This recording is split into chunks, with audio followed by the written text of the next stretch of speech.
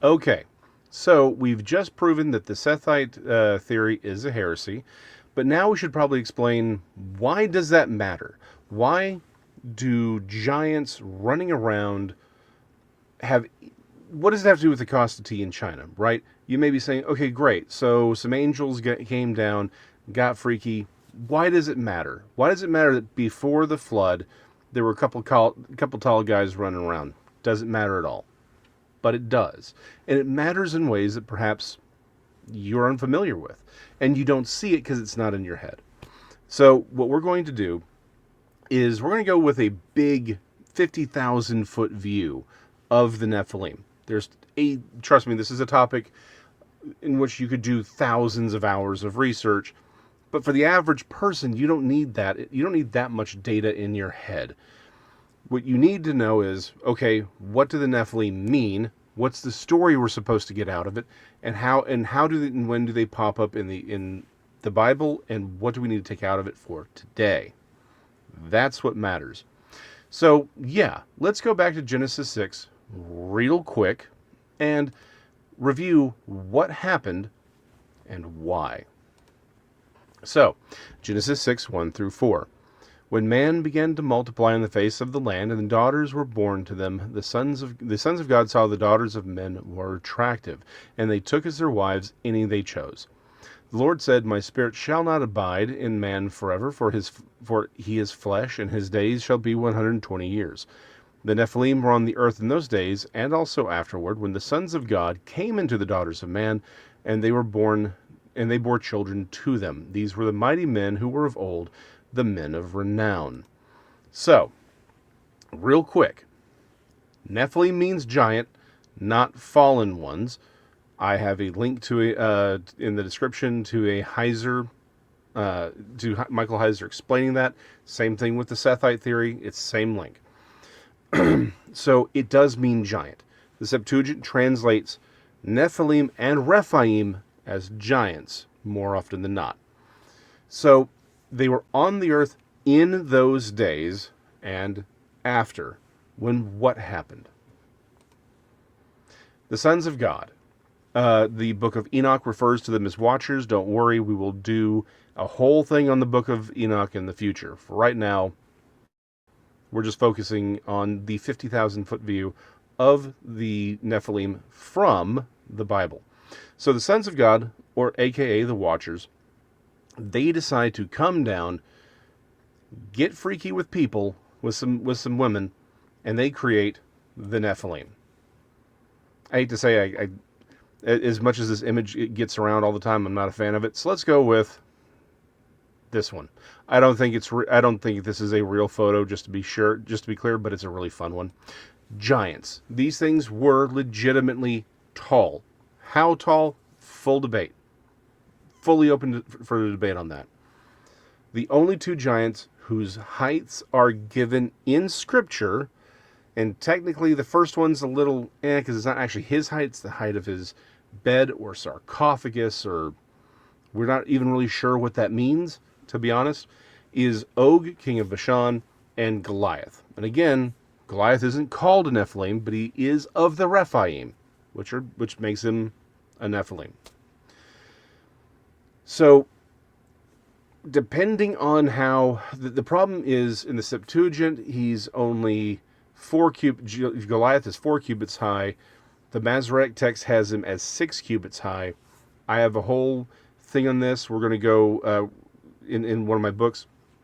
I'm going to go down all the details as to why I think he was 9.5 feet tall in that episode. But for right now, at best, he's 9.5 foot tall. The question comes down to what cubit's being used. There's more than one type of cubit, and that's what makes all this very confused. Og, if we assume that his this iron bedstand or sarcophagus, again, we don't really know what the word means properly. If it was a bed, then most beds at that time were made to be exactly head and feet. He could be anywhere from 11 to 18 feet tall, depending on the cubit that is used. So if we assume the smaller cubit, he could be around 11 feet tall. That seems to be what is indicated. These Nephilim weren't just people that were really, really tall. They were abnormally large. But that's not the biggest problem. And I think this is where a lot of people get lost in this conversation. Oh, they were tall, they were big, they were powerful. They just picked up these rocks and moved them. Not exactly. It's more complicated than that. And this is where the nuance gets lost. So we need to, in order to prove why the nuance matters, we need to kind of go back and look at one thing that is often sort of overlooked in this entire conversation because it isn't expressly laid out in our canon. It is expressly stated in the book of Enoch. It's only sort of alluded to in the Old Testament, but we miss it entirely because we're not reading in Hebrew. So, again, Rephaim are giants. That's how the word is used and translated by the Septuagint, except in times when it's not. There is a clear connection that the Rephaim are shades, or these dead, departed spirits in Sheol, or they are, again, supernatural beings that are in the land of the dead. This is a common thread throughout a lot of the Old Testament. I have a link to a paper Michael Heiser wrote up. Again, he's the expert. I'm gonna let him talk on that. But this is important. What it means is that when a Nephilim dies, because it wasn't supposed to be here and part of our world and to begin with, their spirits, they don't really go away the way human does. They stay here. They essentially end up becoming the demons that Jesus is casting out in the New Testament. That's where they are. That's what they are. But even the word demon that we use comes out of the Greek, is an interesting illusion, and this is where we miss a message, a really important message too. In Greek thought, a demon could be good or bad. And the good ones were the ones that you listened to.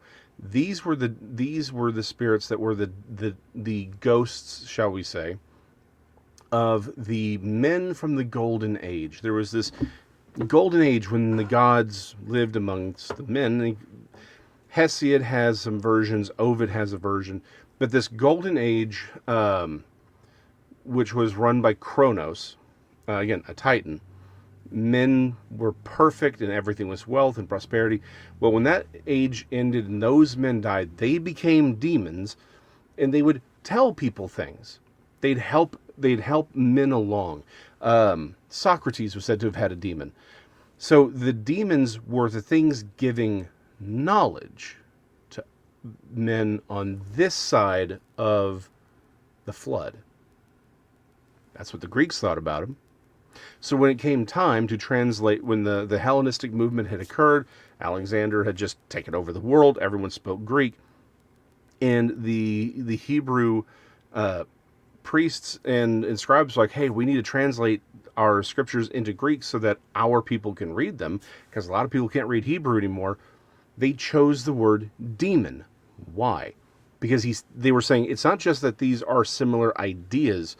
They were telling the people of God, hey, these things that the Greeks are talking to, they're getting wisdom from.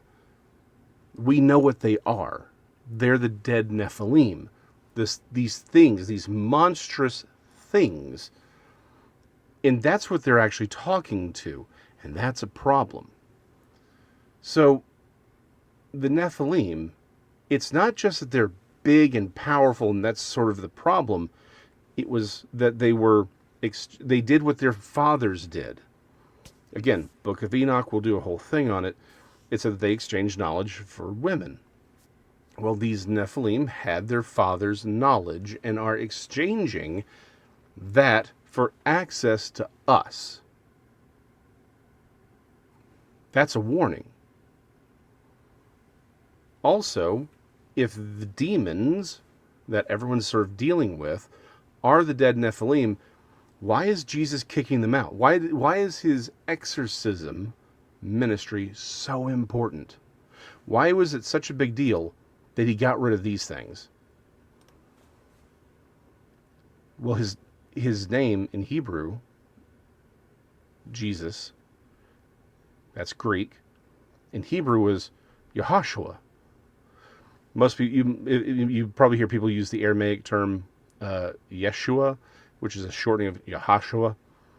By the way, that's also probably not entirely true. The Aramaic version may have actually been closer to Yesu, which is why we get Jesus, but that's a whole different conversation. So Jesus was basically named Joshua. What was Joshua tasked with doing? He was to drive out the Canaanites and the Nephilim. The giants were in the land when Joshua showed up. He was supposed to get rid of them all. He doesn't. That's why we have people like Goliath, right, showing up with David. Jesus is driving out the Nephilim with his exorcism ministry. He's the better Joshua. Don't worry, we'll do a whole episode on Jesus being the better, right, forerunner. Every forerunner, whether it's Moses or David, Enoch even, he's the better version of all of them, including, he's even the better Israel, but in this, for our conversation, he's the better Joshua. So the Nephilim, it's not just that they were big and tall, it's that they were this sort of unnatural bridge between our world and the world of the spirits, right? When they died, they became the demons. They possessed people, they tormented people, and they exchanged their knowledge. Knowledge that we were supposed to either gain on our own or learn some other way. We were trading it with them, creating a problem. So we see this weird connection here. This is not just a normal thing. These are not just tall people, they're supernatural. They're unnatural. And in their physical bodies, it's not really expressly stated in the Old Testament. It is more described in the book of Enoch, but we see this story over and over again, right? Of giants doing what? Eating people. Now this is technically Saturn devouring his children by Goya, but it's a great image for this conversation. The book of Enoch does describe giants as cannibals, eating people. And most traditions that I have found have this aspect to it, that giants, fee, fi, fo, fum, they like eating human. That's not an arbitrary detail. That is something that's ingrained in us. We know what these things do. And this is a pattern that we also see with people who I would suggest are possessed. We see these serial killers, right? What do? How often do they turn to eating humans, devouring their victims? Most traditions have some version of an evil spirit that possesses somebody and drives them to eat other people. That's not by accident. It's because the spirits are living out what they used to do. So, in the New Testament, the demons that Jesus is driving out are these things, right? These Nephilim that have died and they are now demons. Didn't it ever seem strange to you that a fallen angel would want a human body when they can just become human? Why would, again, Legion, because there's so many of them in that one body.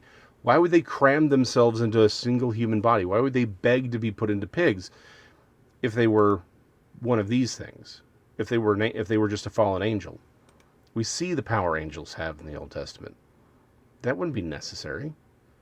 But they would if they were dead, if they were essentially just ghosts. So that was a quick overview. They were tall, they were powerful, that's a problem. But the bigger problem was their connection to the supernatural. When they died, they became demons. That's the 50,000 foot view. They were the enemies of the ancient Israelites. Jesus was driving out demons because they were the enemy.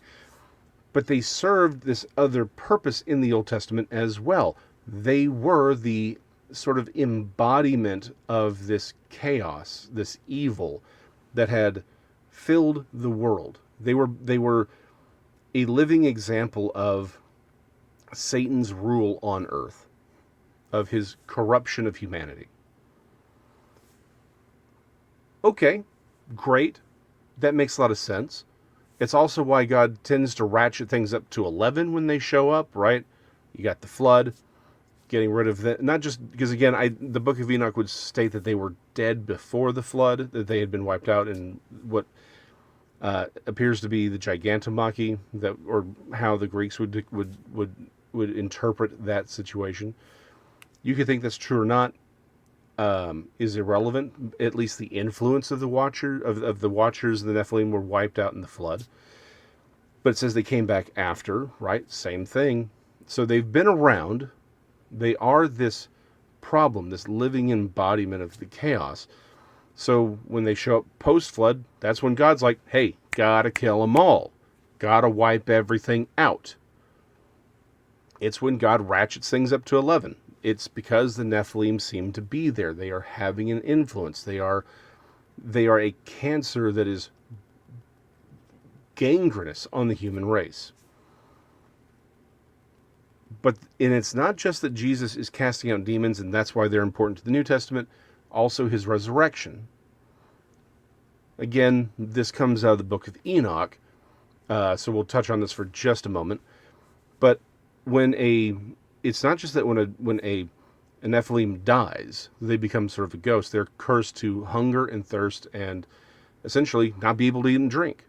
That's the whole point, right? They are ghosts. They're not people anymore, or things with a physical body, or this one. But again, much cooler image here. They're demons. They're disembodied spirits. When Jesus resurrects, right? Thomas, he's like, touch me. This is a body. This is a physical body that I've resurrected in. So, not a disembodied spirit. Secondly, he appears to his followers on the beach. This was literally one of those things that stood out for years in my brain, and I couldn't make heads or tails of it until you realize, oh, the Nephilim, when they die, they can't eat or drink. Jesus appears where? On the beach. What does he do? He's cooking fish, but he doesn't eat that fish. He asks the disciples for food, and he eats that. Why? What was Jesus' claim? It was that he was the Son of God. He performed miracles.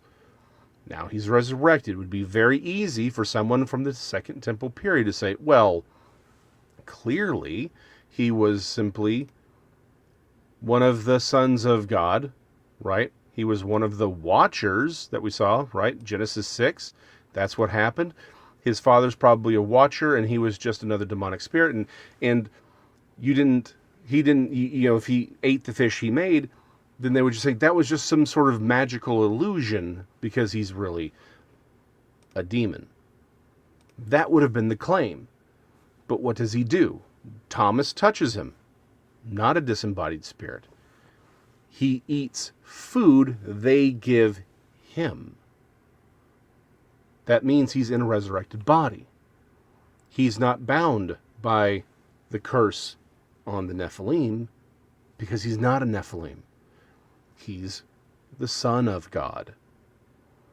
He's not some bastard soul whose father happened to be some wayward angel. He's the Son of God. He's the Son of Man. He's the Son of David.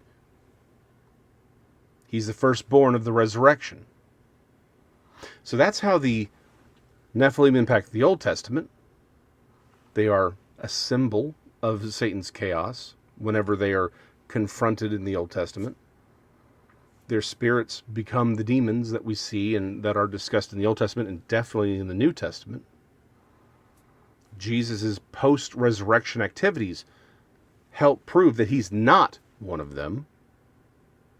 That's why some of these things that he does make no sense to us. It's because he's proving something that we don't even have a context for. But what does that do for us today? Again, why? The question of this whole episode is why the Nephilim matter. Because you could say, okay, well, great. That happened back then. We're done. But we're not. The demons are still around. They're still doing their thing. They're still communicating with people who are willing, who don't see demons as inherently a bad thing. They see them as, oh, they're going to give me knowledge. That's a good thing. I can build things. I can do things. That's what they're thinking in their head. Those things are still very much around. Also, kind of a interesting connection here. The modern UFO movement. What is a big thing that's been happening with a lot of these abductions? The creation of hybrid children. Is there a possible return for the Nephilim? In a broader sense? Possibly. Almost certainly. But there's a bigger message here, I think, in our daily lives. If the Nephilim, powerful beings that have these communications with the other side, they became tyrants, cannibals, consuming humans. And a lot of the terminology around the Nephilim seem to be often connected to powerful people, Gibborim, the leaders of old, the powers. Is that warning us maybe about what we can become? I know a lot of people like to say, oh, God sent the flood because of the Nephilim. And I kind of hinted at that. I think it was more about the corruption, because the Nephilim, again, we'll use the Book of Enoch for 2 seconds, indicates that they had already been wiped out.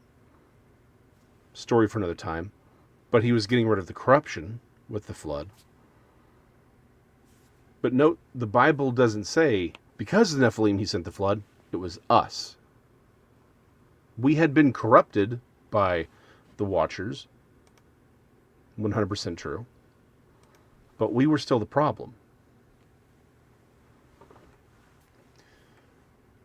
The first question man ever asks God in the Bible is Cain asking, am I my brother's keeper? The biblical answer is yes. The rest of the story of the Bible is yes. We are each other's keepers. We're supposed to be caring for one another, working to make the world a better place, bring God's justice and peace to the world around us. That's the whole point. Something we're not very good at. The corruption of the Watchers wasn't just in the creation of Nephilim, giants and cannibals. It was the knowledge, and the desire. It was the chaos. But that means it's not just physical, it's spiritual chaos that they represent, and a warning to us.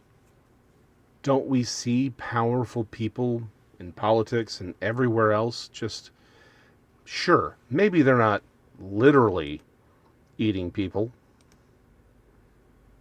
Some other shows would have a disagreement on that. But in your personal life, you know people who have power. They do seem to be real happy to metaphorically consume humans through labor that's unpaid. Right? Destroying other people's lives. There's no shame in that. There's no shame in sending people to war over things that don't matter. We'll happily bomb some poor village in the middle of nowhere for no reason, seemingly. I'm not anti-war. I'm not one of these people who preys on the, well, I'm going to be polite here. I'm not one of these people who claim to be anti-war. meaning I want no violence. Unfortunately, violence is necessary from time to time. I do like just wars, meaning things have to happen sometimes. But I tend to think a lot of these wars aren't necessary. And it seems to be that a lot of them are done to make money. Could there be any more living embodiment of cannibalism than starting a war for money? Killing tens of thousands of people so you can have a new car. Seems awfully Nephilimish. Getting into politics. Making laws that destroy the lives of the people you're supposed to serve. Somehow in this service you get to become worth hundreds of millions of dollars. Seems kind of Nephilimish. The warning of the Nephilim today. Yes, as I said, this UFO abduction phenomena seems to be creating new ones. Legit problem. Yes, Old Testament. This is why God seems to ratchet up to 11 every so often. This is why Jesus does some things sometimes that seems a little weird to us. But for us in the world today, yeah, demons are still running around, still doing things. This is a legit thing. But it's also, they are a warning to us of what happens when we allow the corruption of Satan into our lives. When we stop looking at fellow man as our brother and start looking at him as something to consume, something that serves us, not a fellow imager of God, not someone whom we should have communion with to edify God, but as something to be used, something to be consumed.